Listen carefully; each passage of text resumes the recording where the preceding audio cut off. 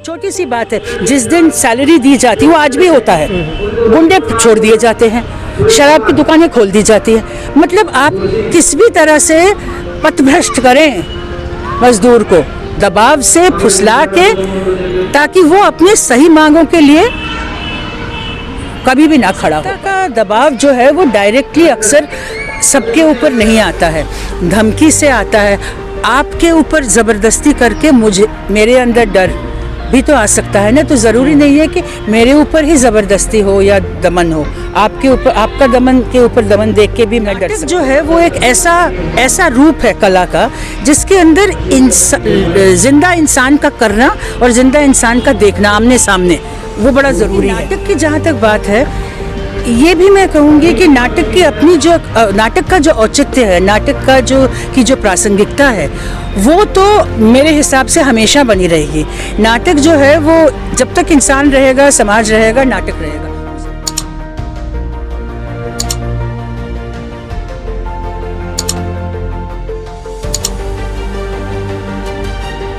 दोस्तों, हम हैं क्रांतिमान पार्क हिसार में और यहाँ पे कार्यक्रम है भवन निर्माण कामगार यूनियन का आज विश्वकर्मा दिवस पर, और जन नाट्य मंच की टीम दिल्ली से यहाँ पर पहुँची है। उन्होंने 2 नाटक यहाँ पर दिखाए हैं। जन नाट्य मंच की अध्यक्ष माल्या हाशमी जी यहाँ पे विशेष तौर पे पहुँची हैं। उनसे हम बात करना चाहेंगे किस प्रकार से क्या क्या जो चेंज हुए हैं, कब उन्होंने नाटक की शुरुआत की और आज किस स्तर पे कला को देखते हैं।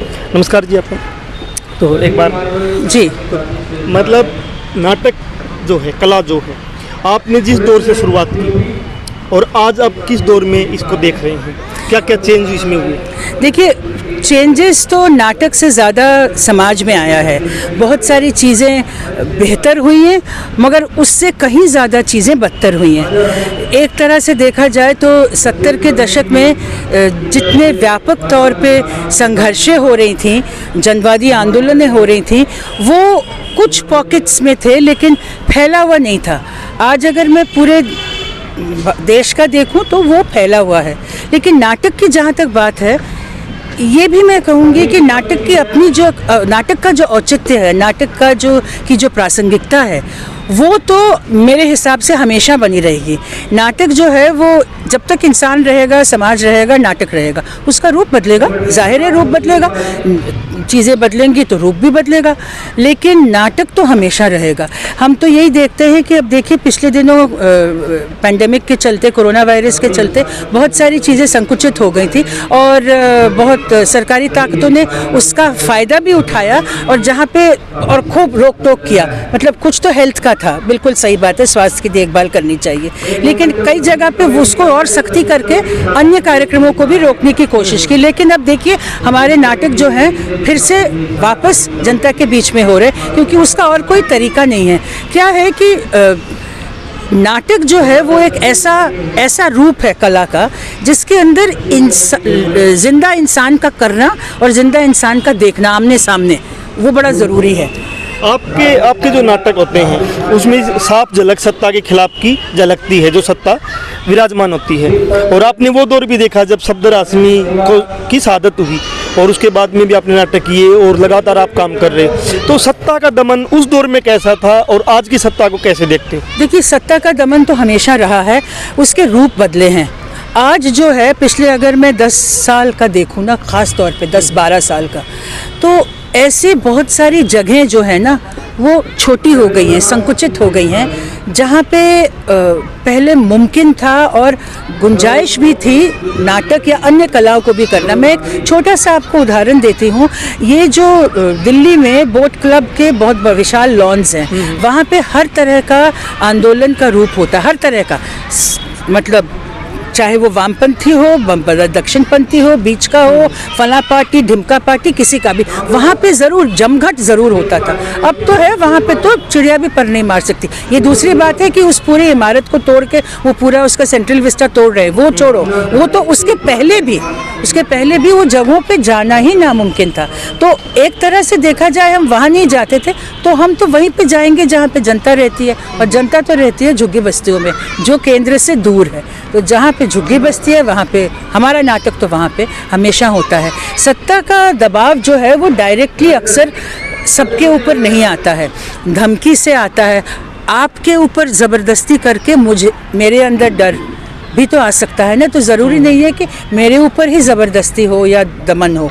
आपके ऊपर, आपका दमन के ऊपर दमन देख के भी मैं डर सकती हूँ। तो वो तो हो रहा है ना, कितने ही कलाकारों के ऊपर कितने ही झूठे इल्ज़ाम लगे हैं। कॉमरेड, मेरा एक सवाल और आपके साथ है कि सफदर आज़मी का जिन गुंडों ने हत्या की वो कांग्रेस से जुड़े थे। कांग्रेस बाद में सत्ता में भी रही और जिस पार्टियों से आप लोग जुड़े रहे हों वही उन्हीं पार्टियों ने कांग्रेस को यहाँ जिंदा रखा है और आज भी गाये बगाए उनके साथ रहती है। उन्हीं पार्टियों ने जिंदा नहीं रखा है। कांग्रेस अपने बूते पे अपनी जगह जिंदा है, कम है, ज़्यादा है। वो हर पार्टी जो है अपने काम के चलते उसका मतलब फैलाव रहता है। इस पार्टी का असर उस पार्टी पे ना, ये कहने वाली बात होती है। कल को आप कहें कि जी फला पार्टी आज सत्ता में है, वो आपकी वजह से नहीं, उनके काम की वजह से। भले ही मैं उनसे सहमत नहीं हूँ, मैं उसकी बात नहीं कर रही हूँ। ये सवाल है कि आप गठबंधन में उनके साथ रहे नहीं, गठबंधन में नहीं रहे हैं, बाहर से सपोर्ट में रहे हैं। आप वामपंथी कमेंट हम साफ बात करके आप लोगों ने पूरी बात कर लूँ एक मिनट। हाँ, मैं ये कह रही हूँ कि जिन लोगों ने हत्या की है, और वही नहीं, उन्होंने और भी वहाँ पे काफ़ी दमन फैलाया था उसके पहले भी, डायरेक्टली इनडायरेक्टली उन्हीं पर्टिकुलर लोगों ने, मतलब विशेष व्यक्तियों ने, उन ताकतों के अलावा भी। तो उनके ऊपर तो कोर्ट का केस हुआ और बहुत टाइम लगा, लेकिन कोर्ट ने एक अपना वर्डिक्ट दिया और उनको गिल्टी साबित किया। तो मुझे लगता है कि वो एक तरह से इम्पोर्टेंट बात है कि आपको जो है ये जो हमारी जनवादी, मतलब जो हमारा डेमोक्रेसी है, उसके अंदर, उस जनतंत्र के अंदर ये चीज़ को हमें पुश करना चाहिए। रही ये बात की कि कौन से पार्टी किसके साथ है, कौन सा व्यक्ति किसके साथ जुड़ा है, वो देखिए कभी भी होगा, वो एक पर्टिकुलर इंडिविजुअल की बात है। ऐसा तो नहीं है कि पूरे पार्टी ने एक ऐलान किया था कि उस व्यक्ति को मारो, ऐसा नहीं था। द पॉइंट, क्या पॉइंट है समझना, 1989 1 जनवरी को हमला क्यों हुआ? इसलिए हुआ क्योंकि उस इलाके में मजदूरों की ताकत बढ़ रही थी, उनके यूनियनाइजेशन बढ़ रहा था। उस दिन नहीं, उसके पिछले 5 साल से, और उसके पिछले 5 साल से आप FIRs उठा के देख लीजिए कितने ही यूनियन वर्कर्स के ऊपर हमले हुए थे। और उसी साल 88 में गर्मियों में एक साथी को गोली से उड़ा दिया था, वही झंडापुर के पास ही। मेरे कहने का मतलब है कि ये वो ताकतें हैं जो यूनियनाइजेशन के खिलाफ थे। वो ताकत कौन है? वो मालिकों की ताकत है। मालिक का ताकत हमेशा हाकिम के साथ होता है। वो सारा जो इलाका है, जो वहाँ पे, जो जिसे कहते हैं ना, उन मालिकों का कोई फॉर्मल संगठन था या नहीं मैं नहीं जानती, लेकिन वो सारे जो है मालिक थे और उनका जो था वो लगे हुए थे किसी न किसी तरह से कुछ करें। मसलन छोटी सी बात है, जिस दिन सैलरी दी जाती, वो आज भी होता है, गुंडे छोड़ दिए जाते हैं, शराब की दुकानें खोल दी जाती है। मतलब आप किस भी तरह से पथभ्रष्ट करें मजदूर को, दबाव से फुसला के, ताकि वो अपने सही मांगों के लिए कभी भी ना खड़ा हो पाए। उसका जो, उसे कहते हैं स्पाइन, वो तोड़ दिया जाए, ये वो चाहते हैं। तो वो तो आज उनके साथ गठबंधन करेंगे, कल उनके साथ करेंगे, उसमें क्या है। इम्पोर्टेंट बात है कि हमारी डेमोक्रेसी की जो न्याय प्रोसेस है, जो लॉ है, देर है पर उस ड्यू प्रोसेस में जाना बहुत ज़रूरी है। नहीं तो कैसे हो सकता है बताइए। अभी जो सरकार है, जिस प्रकार से कलाकारों पे, बुद्धिजीवियों पे, पत्थरकारों पे दमन कर रही है और बहुत लोगों को जेल में डाला हुआ, सुधा भारद्वाज है और गौतम नवलखा जी है, वरवरा राव है, उन्हें जेल में डाला हुआ है। तो इनके ऊपर कोई आपका कोई स्पेशल आपने नाटक तैयार किया हो? नहीं, हमने इस पर्टिकुलर मुद्दे पे अलग से नहीं किया, क्योंकि फिर हर एक की कहानी स्पेशली लेनी पड़ेगी। लेकिन हमारे कई नाटक हैं जिसके अंदर दबाव का जिक्र आता है, कभी कभी उनके नाम के साथ, कभी कभी बगैर नाम के साथ। इस नाटक तथागत में भी है उसका। तो आप नाटक जो है ना, वो आफ्टर ऑल एक कला है, उसके अंदर आपको एक कलात्मक तरह से ही आपको शामिल करना है। तो वो हम करते हैं, अपनी तरफ से हम कोशिश करते हैं। और हम जो मांगे होती हैं लोगों की, अब देखिए किसानों पर भी हमारा कोई सेपरेट नाटक नहीं है, लेकिन उनके आंदोलन के साथ हमने कुछ और किया है।